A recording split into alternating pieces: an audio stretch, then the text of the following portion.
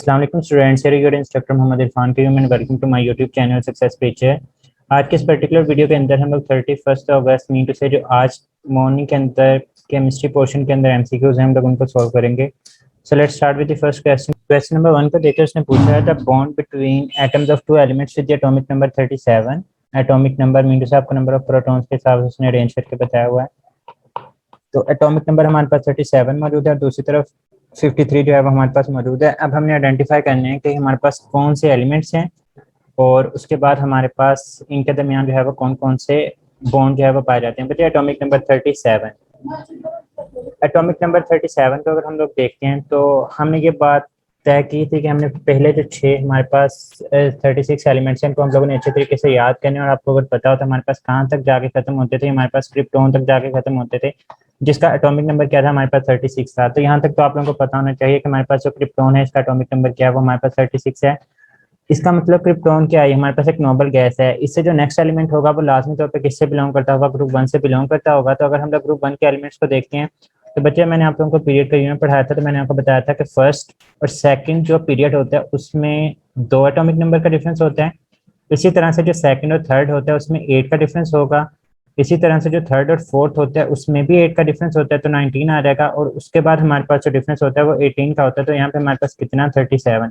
तो बच्चे यहाँ पे देखें, ये हमारे पास क्या था, ये हाइड्रोजन, ये लिथियम, ये सोडियम, ये पोटाशियम, और ये हमारे पास क्या है, रोबेडियम। मीन टू से आप लोगों को यहाँ से पता चला कि हमारे पास 37 एटॉमिक नंबर किसका है, ये हमारे पास रोबेडियम कहा जाता है। अब हमने देखना है कि एटॉमिक नंबर 53 हमारे पास किस एलिमेंट का जो है वो हमारे पास मौजूद है। तो अगर हम लोग बात करते हैं फ्लोरीन, क्लोरीन, ब्रोमीन और आयोडीन की, तो हमारे पास सेकंड और थर्ड से बिलोंग करते हैं। फ्लोरीन का एटॉमिक नंबर हमें पता है कि हमारे पास 9, क्लोरीन का हमारे पास 17 होता है, और जो हमारे पास ब्रोमीन है यहाँ तक आप लोगों को वैसे ही पता होना चाहिए 36 तक, तो ये ब्रोमीन का 35 होता है। और अगर हम लोग इसमें 18 का डिफरेंस डालते हैं तो हमारे पास ये 53 जो है वो आप लोगों को यहाँ पे देखने को मिल रहा होता है। मीन टू से आप लोगों के पास ये क्या है, हमारे पास 53 किसका है, ये हमारे पास आयोडीन का जो है वो हमारे पास आ जाता है।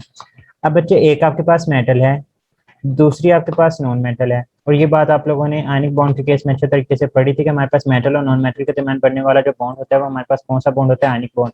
और आयनिक बॉन्ड को हम लोग जो है वो इलेक्ट्रोवैलेंट बॉन्ड का नाम भी दे रहे होते हैं, ये बात आप लोगों ने याद रखनी है। इसके अलावा जो हमारे पास कोऑर्डिनेट कोवलेंट बॉन्ड होता है इसको हम लोग मोलेकुलर बॉन्ड का नाम भी देते हैं, आपने इसका भी दूसरा नाम याद रखना है। और इसी तरह से हमारे पास जो इलेक्ट्रोवैलेंट बॉन्ड होंगे, इलेक्ट्रोवैलेंट जो सॉरी हमारे पास कोवलेंट बॉन्ड होंगे, कोवलेंट बॉन्ड को हम लोग इलेक्ट्रॉन पेयर बॉन्ड का नाम भी दे रहे होते हैं। तो covalent bond is also known as electron pair bond. जो हमारे पास कोऑर्डिनेट कोवलेंट बॉन्ड होता है इसको आप लोग मोलेकुलर बॉन्ड बोलते हैं, या फिर मॉलिक्यूलर एडिशन बोला जाता है, या फिर डायरेक्टिव बॉन्डिंग बोला जाता है। तो ये वाली चीजें आप लोगों ने इसके साथ याद रखनी है। जो इलेक्ट्रोवैलेंट बॉन्ड है इसको हम लोग आयनिक बॉन्ड के हिसाब से जो है हम लोग याद रखते हैं। तो यहाँ पे आप लोगों के पास बेसिकली रुबिडियम और आयोडीन के दरमियान बनने वाला जो बॉन्ड होता है ग्रुप 1 और 7 एक एलिमेंट है, तो इनके दरमियान जो बनने वाला बॉन्ड होगा वो हमारे पास कौन सा बॉन्ड आ जाएगा, हमारे पास आयनिक बॉन्ड मौजूद होगा।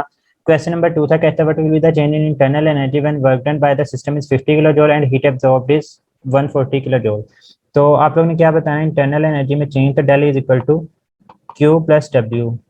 कहता है कि work done by the system. बच्चे याद रखें केमिस्ट्री के अंदर हमारे पास जो work done by the system होता है वो हमारे पास क्या होता है, नेगेटिव की सेंस के अंदर आता है। तो हम लोग यहाँ पे क्यू की जो हमारे पास वर्क डन होगा उसकी जगह पे हम लोग नेगेटिव 50 किलो जूल पुट कर देंगे।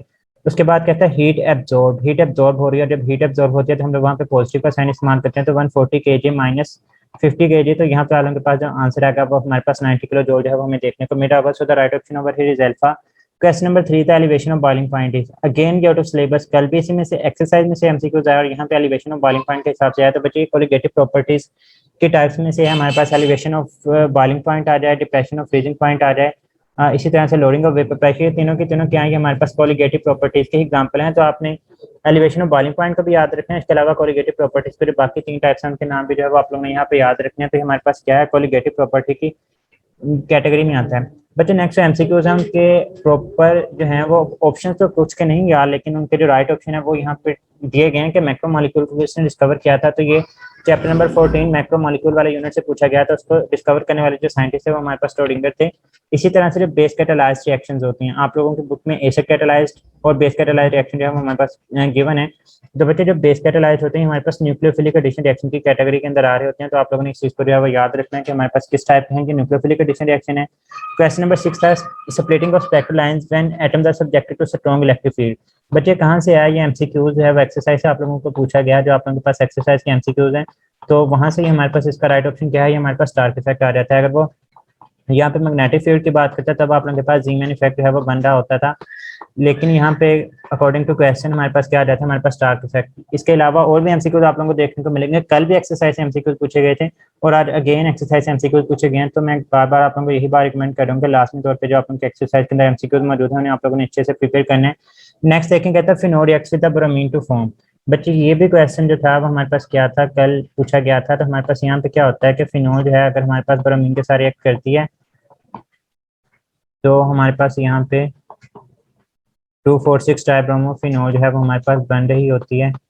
तो ये वाले रिएक्शन मतलब इससे ये भी पता लग रहा है कि हमारे पास क्वेश्चन जो है वो थोड़े बहुत रिपीट भी हो रहे हैं। तो हमारे पास यहाँ पे जो राइट ऑप्शन है वो 2,4,6 ट्राइब्रोमोफिनोल। क्वेश्चन नंबर 8 को देखेंगे तो फोटोसिंथेसिस अ टाइप ऑफ। तो फोटोसिंथेसिस चूंकि रेट ऑफ इसका जो रेट ऑफ रिएक्शन होता है वो रिएक्टेंट की कंसंट्रेशन के ऊपर डिपेंड नहीं करता, तो हम लोग क्या बोलते हैं, जीरो ऑर्डर रिएक्शन। ऐसे रिएक्शन जो कि रिएक्टेंट की कंसंट्रेशन के ऊपर डिपेंड नहीं करते। फोटोसिंथेसिस क्यों नहीं बेसिकली डिपेंड करता बच्चे, यहाँ पे हमारे पास जो रिएक्टेंट्स होते हैं वो कार्बन डाइऑक्साइड और वाटर होते हैं। तो चाहे आप लोग कार्बन डाइऑक्साइड और वाटर को रात के वक्त इकट्ठे भी करते रहें, ये हमारे पास फोटोसिंथेसिस का अमल नहीं कर सकते। फोटोसिंथेसिस के लिए जो एसेंशियल कंडीशन होती है वो हमारे पास होती है सूरज की रोशनी, और वो दिन के वक्त ही मौजूद होती है। मीन से ये जो रिएक्शन है ये रिएक्टेंट्स के ऊपर डिपेंड नहीं करा बल्कि सूरज की रोशनी के ऊपर डिपेंड करा, जो कि यहाँ पे हमारे पास एंजाइम बोलिंग या फिर कैटलिस्ट बोलिंग उसके ऊपर डिपेंड कर रहा है। तो ये हमारे पास जीरो ऑर्डर रिएक्शन की कैटेगरी के अंदर आ जाएगा। क्वेश्चन नंबर 9 है, कहता है carb A9 is an example of. तो बच्चे जो कार्ब एनाइन से मुराद क्या होता है, जिस कार्बन के ऊपर नेगेटिव चार्ज है वो आपको देखने को मिल रहा होता है। तीनों तरफ सपोज करें हम लोग हाइड्रोजन ही अटैच कर लेते हैं, तो एक बॉन्ड के अंदर हमारे पास कितने इलेक्ट्रॉन मौजूद होते हैं, हमारे पास 2 इलेक्ट्रॉन जो है वो हमें देखने को मिलते हैं। तो यहाँ पे हमारे पास क्या है कि एक ये बॉन्ड है, एक ये बॉन्ड और एक ये बॉन्ड, 3 बॉन्ड ये पड़े हैं। नेगेटिव नेगेटिव से मुराद क्या होगा कि बेसिकली इसके पास यहाँ पे सपोज करें हमारे पास क्या था, मौजूद था हाइड्रोजन। इसने हाइड्रोजन से यहाँ से बॉन्ड को तोड़ा है और पूरे का पूरा जो इलेक्ट्रॉन है वो अपनी तरफ अट्रैक्ट किया, इस वजह से इसके ऊपर जो है वो नेगेटिव चार्ज हमें देखने को मिलता है। मीन इसके पास एक्सेस ऑफ इलेक्ट्रॉन है, और जिस चीज के पास एक्सेस ऑफ इलेक्ट्रॉन होती है उसको हम लोग न्यूक्लियोफाइल बोल रहे होते हैं। तो यहाँ पे हमारे पास कार्बन एंड बच्चे याद रखिएगा न्यूक्लियोफाइल होते हैं। जो कार्ब कैटाइन होते हैं वो हमारे पास इलेक्ट्रोफाइल के तौर पर एक्ट करते हैं, और इसी तरह से हमारे पास ये हमारे पास जो है वो न्यूक्लियोफाइल और इलेक्ट्रोफाइल का आप लोग ने याद रखना है कि कौन सी चीज कार्बन आयन और कौन सी चीज जो है वो हमारे पास कार्बन कैटाइन के तौर पे एक्ट करी होगी। फिर कहते हैं न्यूक्लियोफिलिक बायोमोलिकुलर रिएक्शन। तो SN2 आप लोगों को पता है हमारे पास कौन से होते हैं, सेकंड ऑर्डर रिएक्शन होते हैं। सिंपल सिंपल एमसीक्यूज थे जनरली, जितने भी 20 से 22 एमसीक्यूज हैं। तो ये इस तरह से क्वेश्चन दी गई कि पूछा गया था कि मैथमेटिकल एक्सप्रेशन किसका, तो हमारे पास आर्मी से क्वेश्चन का मैथमेटिकल एक्सप्रेशन है। इसी तरह से ऑक्सीडेशन स्टेट ऑफ क्रोमियम, कल भी ऑक्सीडेशन स्टेट के रिगार्डिंग HCl फॉर्म में से क्वेश्चन पूछा गया था, और आज फिर तो आप लोगों को यहाँ से ऑक्सीडेशन स्टेट की अहमियत का भी अंदाजा हो सकता है कि ये क्वेश्चन कितना जो है वो बार बार यहाँ से पिक किया जा रहा है। तो अगर 7 ऑक्सीजन की ऑक्सीडेशन स्टेट -14 होगी, एक पोटाशियम की +1 होती है, 2 की +2 होगी। तो यहाँ पे जो 2 क्रोमियम है इनके ओवरऑल ऑक्सीडेशन स्टेट +12 होनी चाहिए। अगर आपने एक की फाइंड आउट करनी है तो आप लोगों के पास +6 आ जाएगी। So the right option over here is alpha. Question number 13 देखें, कहता है हैशेस लाइज इंडिपेंडेंट ऑफ। वहाँ पे 4 ऑप्शन मौजूद थे, लेकिन हमारे पास यहाँ पे जो राइट ऑप्शन होगा वो हमारे पास आ जाएगा पाथ फॉलोड। हमारे पास हैशेस ला चाहे हम लोग एक रास्ते से रिएक्शन करवाते हैं या फिर दूसरा इनडायरेक्ट वे के अंदर रिएक्शन करवाते हैं, आपको हर तरह से जो है वो हमारे पास हैशेस ला इंडिपेंडेंट और पाथ फॉलोड जो है वो देखने को मिलता है। और जो एनर्जी कंटेंट होगा सम करें दोनों रूट्स का तो आप लोगों के पास 0 के इक्वल आ रहा होता है। फिर कहता है value of enthalpy of neutralisation, ये भी फैक्ट है, -57.4 किलो जूल पर मोल इसकी वैल्यू होती है। फिर कहता है reversible reaction at equilibrium are.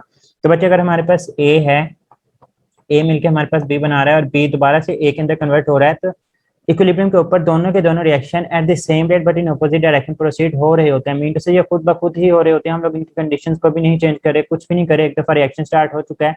Equilibrium के ऊपर दोनों रिएक्शन जो है वो हमारे पास अपोजिट डायरेक्शन में इक्वल रेट के ऊपर जो है वो प्रोसीड कर रहे होते हैं। तो हम लोग बोलते हैं कि रिवर्सिबल रिएक्शन एट इक्विलिब्रियम क्या होते हैं, हमारे पास स्पॉन्टेनियस आ जाते हैं। 16 देखें, अगेन ये कहाँ से आया, ये एक्सरसाइज का एमसीक्यूज है कि हमारे पास किस को जो है हम लोग इस्तेमाल करते हैं for the seasoning of food. तो हमारे पास उसका जो राइट ऑप्शन है वो एसिटिक एसिड आ जाता है। फिर कहता है which the following has low vapour pressure. तो बच्चे इसका वेपर प्रेशर का सिंपली रिलेशन याद रखें कि किस चीज के साथ होता है वेपर प्रेशर का, हमारे पास जो रिलेशन आ जाता है वो इंटरमोलेकुलर फोर्सेस के साथ इनवर्स रिलेशन होता है, जिसमें जितनी स्ट्रॉन्गर इंटरमोलेकुलर फोर्सेस अट्रैक्शन होंगी उसमें वेपर प्रेशर उतना ही जो है वो हमें कम देखने को मिलता है, क्योंकि अगर फोर्सेस ऑफ अट्रैक्शन मौजूद होंगी तो हमारे पास मॉलिक्यूल्स के वेपर नहीं बनेंगे। जब वेपर ही नहीं बनेंगे तो वो प्रेशर कहाँ से एक्सर्ट करते हैं, तो इन दोनों के दरमियान इनवर्स रिलेशन है। आपने देखना था कि इनमें से किसमें स्ट्रॉन्गर इंटरमोलेकुलर फोर्सेज जो है वो हमारे पास मौजूद होती हैं। तो बच्चे हमारे पास ऐसा ना हो जिसके केस में आप लोगों के पास हाइड्रोजन बॉन्डिंग आप लोगों को देखने को मिल सकती है। तो यहाँ पे हमारे पास किस किस्म की फोर्स ऑफ अट्रैक्शन पाई जाती है, ये हाइड्रोजन बॉन्डिंग और स्ट्रॉन्गर फोर्स ऑफ अट्रैक्शन। जब स्ट्रॉन्गर फोर्स ऑफ अट्रैक्शन है तो इसी का जो वेपर प्रेशर होगा वो हमारे पास कम होगा। तो यहाँ पे हमारे पास जो राइट ऑप्शन है वो हमें एथेनॉल देखने को मिला होगा। आप लोगों की बुक के ऊपर वेपर प्रेशर के हिसाब से यहाँ पे टेबल बना है, बेसिकली उसी में से ये क्वेश्चन पूछा गया, तो आप लोगों ने वो सारी की सारी जो है वो याद रखनी है। अगर मैं यहाँ पे 10 बना दूँ तो हमारे पास एथेनॉल का वेपर प्रेशर वो यहाँ पे सबसे कम है इन चारों में से। उसके बाद अगर हम लोग बात करते हैं तो हमारे पास यहाँ पे क्लोरोफॉर्म देखने को मिलेगा, सीसी कार्बन टेट्रा क्लोराइड जो है वो हमें देखने को मिलेगा। उसके बाद अगर हम लोग आइसोपेंटेन और इथाइल ईथर में से देखें तो हमें इथाइल ईथर देखने को मिलेगा। सबसे लास्ट पे जो है वो हमारे पास आइसोपेंटेन आ जाता है। आइसोपेंटेन में हमारे पास जो है वो weaker force protection and special forces जो है वो हमारे पास मौजूद होती हैं। तो यहाँ पे हमारे पास जो राइट ऑप्शन है वो हाइड्रोजन बॉन्डिंग आ जाएगा। क्वेश्चन नंबर 18 था lowest bond angle is present in. बच्चे ये क्वेश्चन जो था वो इंपॉर्टेंट था, आप लोगों को ये बताना चाहिए था कि हमारे पास किस कैटेगरी के अंदर हमारे पास कौन सा जो है वो हमारे पास आ रहा होता है। अगर आप BCl3 को देखें तो ये हमारे पास क्या है, बेसिकली हमारे पास AB3 टाइप है। अगर हम लोग NH4 पॉजिटिव की बात करते हैं तो हमारे पास AB4 टाइप की कैटेगरी के अंदर आता है। इसके अंदर 9 लोन पेयर, आप उनके पास लोन पेयर कोई नहीं मौजूद होगा। और अगर हमारे पास A3 पॉजिटिव की बात करते हैं तो हमारे पास AB4 टाइप तो है, लेकिन विद 1 लोन पेयर आप लोगों को देखने को मिली होती है। जब हमारे पास यहाँ पे एक लोन पेयर मौजूद है तो हम लोग क्या बोलते हैं, जब भी लोन पेयर आ जाएगा बच्चे वो रिपल्जन का बायस बनता है। जब रिपल्जन आ जाती है तो हमारे पास बॉन्ड एंगल कम हो जाता है। तो AB3 वाले में तो वैसे 120 होगा, जिसमें 9 लोन पेयर टेट्राहेड्रल शेप होगी तो 109.5 होगा।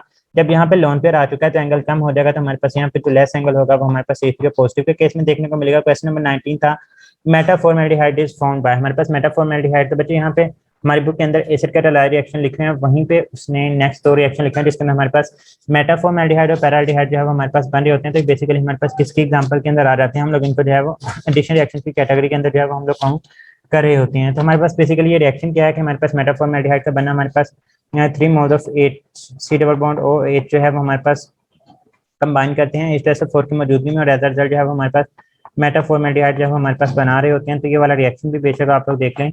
तो आपको इनकी कंपोजिशन टाइप्स कौन सी हैं, बच्चे बेसिक सी चीजें पूछी जा रही हैं क्वेश्चन के अंदर अभी तक के लिए। तो यहाँ पे हमारे पास जो राइट ऑप्शन है वो क्या आ जाएगा, हम लोग यहाँ पे बोलेंगे कि हमारे पास एडिशन रिएक्शन की कैटेगरी के अंदर आ जाएगा। तो बच्चे यहाँ तक क्या है कि हमारे पास बेसिक क्वेश्चन हैं और बिल्कुल ही आसान तरीन क्वेश्चन थे। जितने भी मतलब मेरी बात हुई है स्टूडेंट्स के साथ, उन्होंने कहा है कि केमिस्ट्री का पोर्शन रिलेटिवली बहुत ज़्यादा आसान था। और मैंने अगर उनसे बुक की बात किया है आज के हिसाब से मैं बता रहा हूँ, तो उन्होंने बताया कि मोस्टली जो है वो PTP को ही फॉलो किया गया है, इसी में से जो है वो मोस्टली MCQs आए हैं। तो मैं ये नहीं कह रहा कि फेडरल की बुक से MCQs आ ही नहीं रहे, कॉन्सेप्ट दोनों के अंदर मैंने ऑलरेडी आपको बताया कि थिंकिंग टैंक जो है वो सेम है। तो चंद एक चीज़ें आउट ऑफ सिलेबस आ रही हैं, लेकिन मैं फिर भी यही रिकमेंड करूंगा कि लास्ट में तौर पर अपने एक्सरसाइज के जो MCQs हैं उनको अच्छे तरीके से पढ़ के जाएं। बाकी इंशाल्लाह नेक्स्ट जितने 3 से 4 दिन और लगेंगे तो बहुत सारी चीज़ें जो है वो आप लोगों को क्लियर कर नजर आएंगी कि क्या चीज़ें करनी है और क्या चीज़ें नहीं करनी। तो अभी के लिए यही तक मेरे पास जो क्वेश्चन मुझे अवेलेबल हुए तो मैंने आप लोगों के साथ शेयर किए हैं, तो हमें याद रखिएगा। अगर आप लोगों को ये डिस्कशन पसंद आ रही है तो अपने दोस्तों के साथ लाजमी तौर पर शेयर कीजिएगा, तो हमें याद रखिएगा। फिर मान अल्लाह हाफिज़।